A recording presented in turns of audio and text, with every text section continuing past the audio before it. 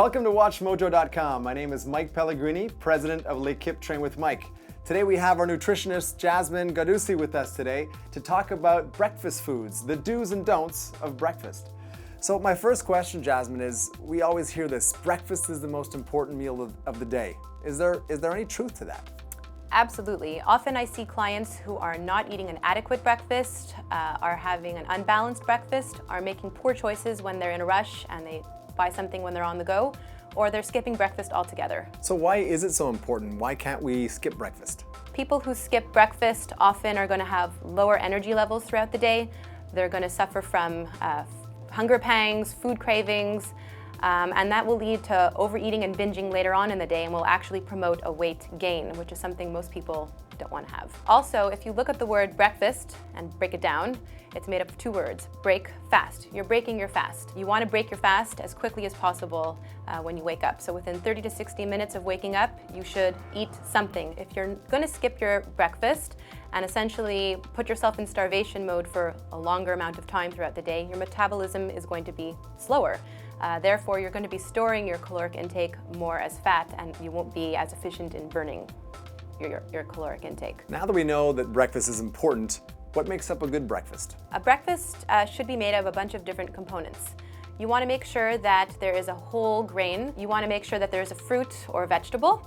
There should be a healthy protein, some healthy fats, and if possible, a source of calcium. A breakfast should have between 300 and 500 calories. I don't want to just see like one slice of toast with butter on it. It's not enough. You have to make sure that your breakfast is substantial, again, to prevent the binge eating later on and to keep your energy levels stable. What are some of the most common mistakes people make when choosing breakfast foods? Besides skipping breakfast altogether, common mistakes that I see are people who just don't eat an adequate, big enough breakfast. Other mistakes I see are certain breakfast foods that you would not want to have. Breakfast foods that are made of processed or refined flours or that have a lot of added sugars to them. For instance, a breakfast cereal like this is not very good. It's not going to give you the energy that you need for the day, full of added sugars amongst other ingredients that you don't want to put into your body. Things like white bread.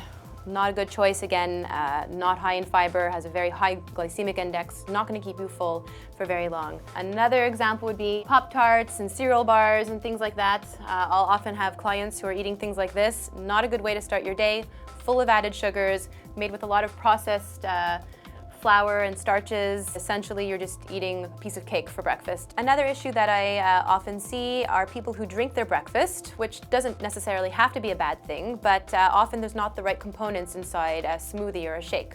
If you're making a smoothie and it just has juice and different fruits in it, basically what you're essentially drinking is a cup of sugar. It's not enough to keep you going. It's not high enough in fiber or protein or healthy fats, so you have to make sure that you're having the right components in your breakfast. So a lot of people, don't have time to make breakfast at home. They're on the go. They certainly don't have time to make breakfast. They're eating in the car, they're eating at the office, they're picking up something to eat. What are some of the things that they need to watch out for? What are the problems there? That's a very good question. People who eat out, who are in a rush and on the go and picking up breakfasts at restaurants have a very big challenge ahead of them.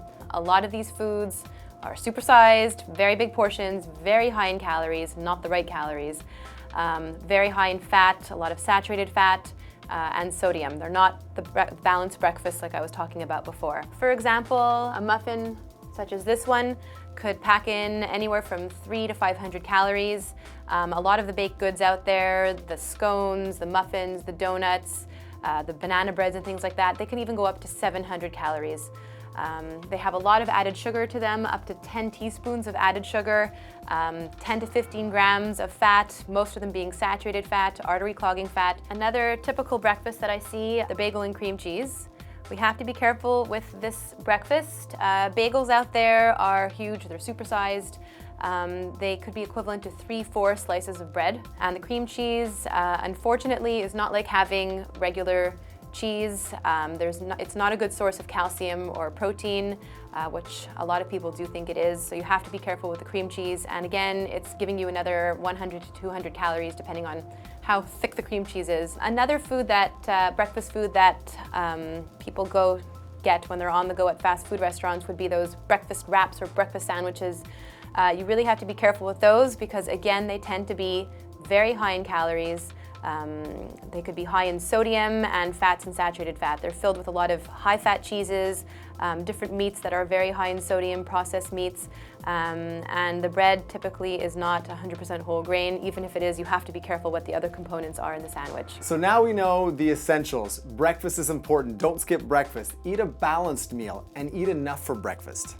So for more information on breakfast foods and everything about nutrition and training, visit us at trainwithmike.ca.